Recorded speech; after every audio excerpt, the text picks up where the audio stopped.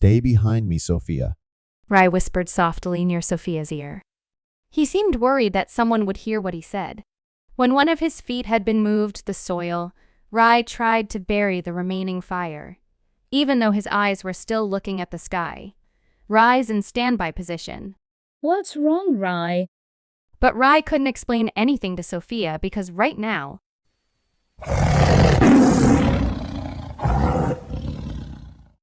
he had transformed into a male lion and roared very loudly until all the tree also shaking. A roar that made Sophie's hearing the noise in the blue light above the sky. They are birds.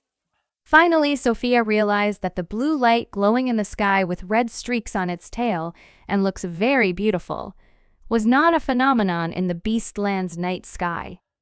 The blue light that seemed very close earlier already turned out to be a very large flock of birds, and it was covering the sky above. The flock of birds was disturbed by the sound of Rai's roar.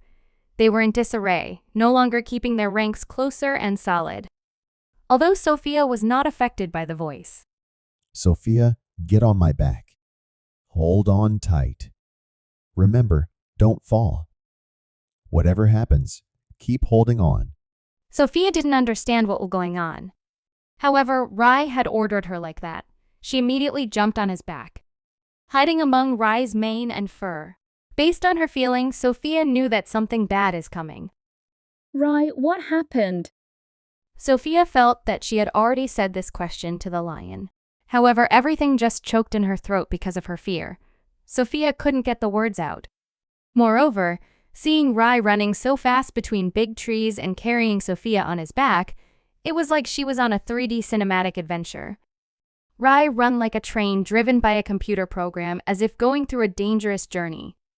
And Sophia, who's sitting on his back, feels like she's inside the train. She's so horrified. She feels the real 3D effect when Rai, who was running, seemed to almost hit a tree, run in jungle with no light, no sign, break. Too fast, too frightened her. Sophia's mind still not accept how Rai can do that. Run fast without hitting the big tree in front of him, not slip and be so agile to move as if it's programmed. It's amazing, but it's also terrible. Rai ran to avoid the open sky. Rai's running under the shadow of a large, dense tree branch that covered his body. But are they safe enough? Rai, we are still being chased. Finally, Sophia could say this when she's hearing a sound like the sound of an eagle in the sky. Her eyes are pointing upwards, and Sophia could still see that there were flocks of birds trying to find them. That flying bird can be faster than a lion on land, of course. For a moment, Sophia was amazed by the beauty of the bird's fur in the night sky. The fur looks very stunning. Reddish blue. It looks dashing over the sky. Sophia also dreamed of flying freely as she was staring. But Sophia realizes something about her and Rai's condition. Akiala Bopa. Sophia knew they were chasing her with bad intentions. So Rai tried to protect her and take Sophia away as fast as he could. No more beauty. Sophia stopped admiring for the beauty of the blue lord of the sky just now. All that remains is her fears. You won't be able to run anywhere anymore. The voice sounded in unison. Fire! Rai!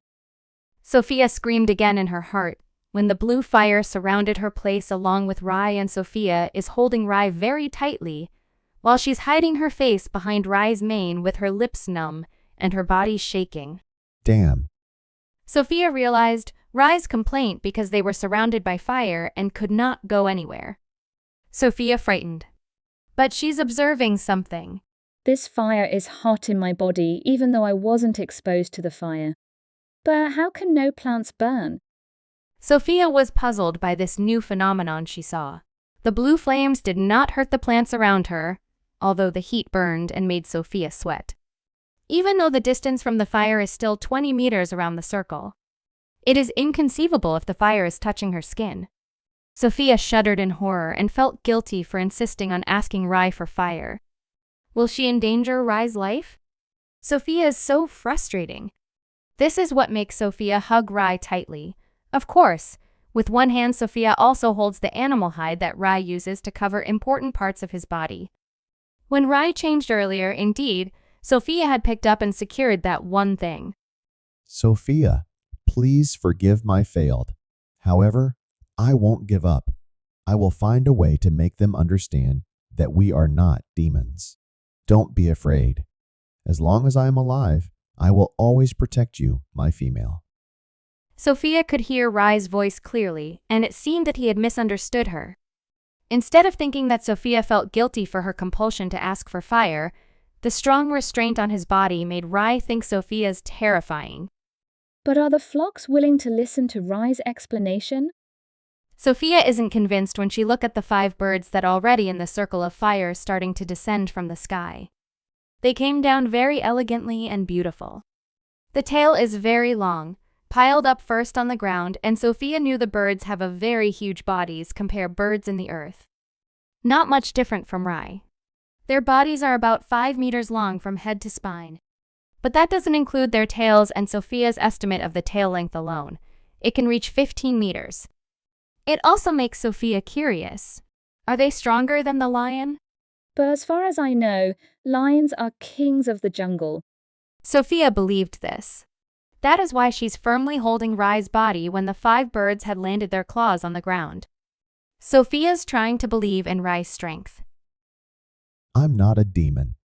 You guys misunderstood me. So you belong to a demon worshipper. What tribe are you from?